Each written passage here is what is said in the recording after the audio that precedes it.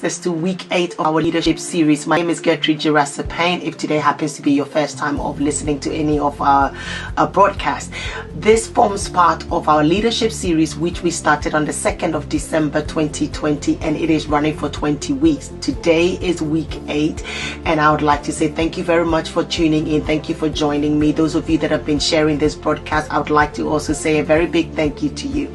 But today, our theme for today is leadership and accountability. And I felt that I've got a sister friend of mine who will be very relevant in discussing this subject, accountability and leadership, because she has written a book on accountability. And this book is full of so much golden nuggets, so much wisdom keys that you and I needed. It's not just for leaders, but it's for nearly everyone needs to get your hands on these books and begin to read it. So if after her teaching today, you want to get a copy of this book, please send me an email at info@dpglobalministries.org, info@dpglobalministries.org, and you would also get our email at the end of this broadcast, and you can send for a copy of the book. It's very insightful. It's full of practical examples that will really help you live a fulfilling life. And so without much ado, I would like to invite Sister Nancy, or Pastor Nancy Phiri, as she comes to teach us on leadership and accountability today. Thank you very much. Hello everybody, my name is Nancy Phiri, and I would like to welcome you to our 20-week leadership series, which started on the 2nd of December 2020. If this is the first time for you to log on to this series, I encourage you to follow us on DP Global Ministries on YouTube as well as on Facebook. The topic for today is leadership involves accountability. And I'm going to be looking at leadership in the marketplace as well as leadership in churches and how important accountability is in those sectors. Accountability is a topic that is very dear to my heart. I will explain why a bit later. But first of all, I want to define accountability. According to the Merriam-Webster Dictionary, accountability is an obligation or a willingness to accept responsibility. It is an obligation or a willingness to accept responsibility. It basically is being able to account for one's actions. And according to the businessdictionary.com, accountability is the obligation of an individual or an organization to account for its activities. The obligation of an individual or an organization to account for its activities. Accountability is very, very important. But however, we are living in an era where no one wants to be held accountable. Children don't want to be held accountable by their parents, spouses, don't want to be held accountable by their significant halves.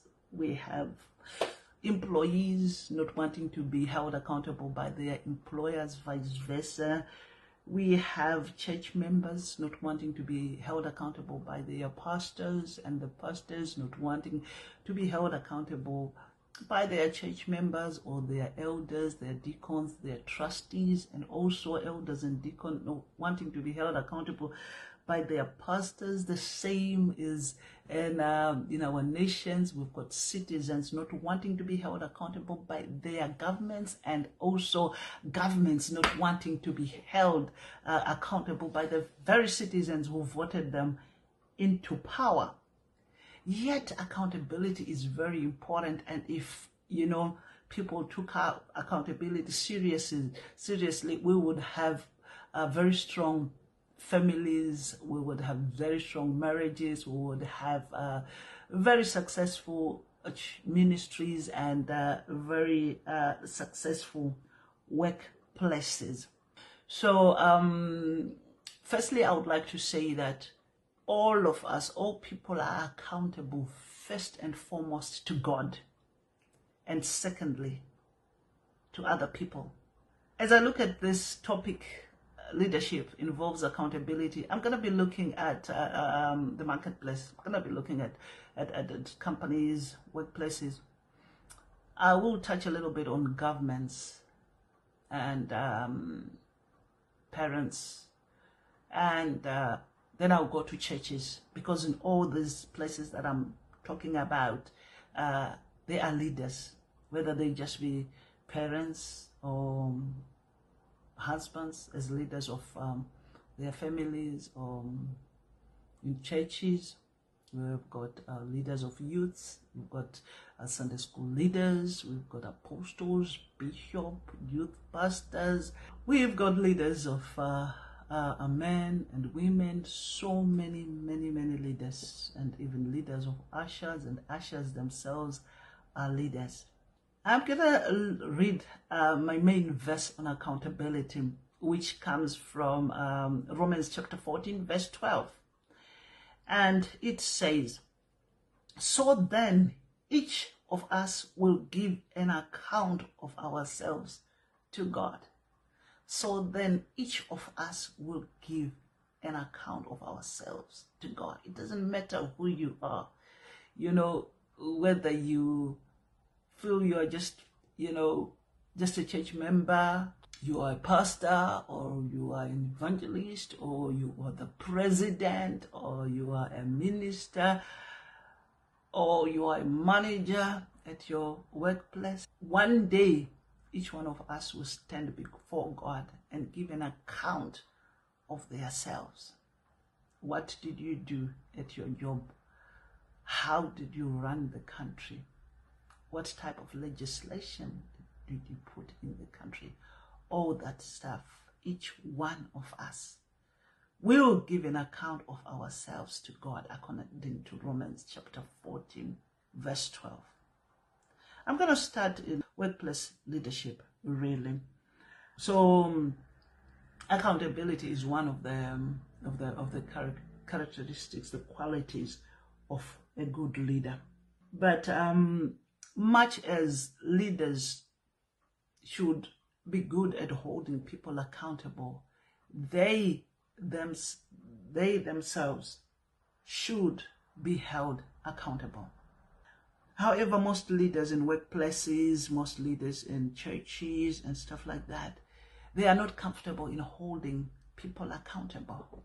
It could be because they don't want to be disliked by people, or it could be that they themselves are not accountable people and they have skeletons in their cupboards, and so it will be very difficult for them to try and hold somebody accountable when they are not accountable themselves.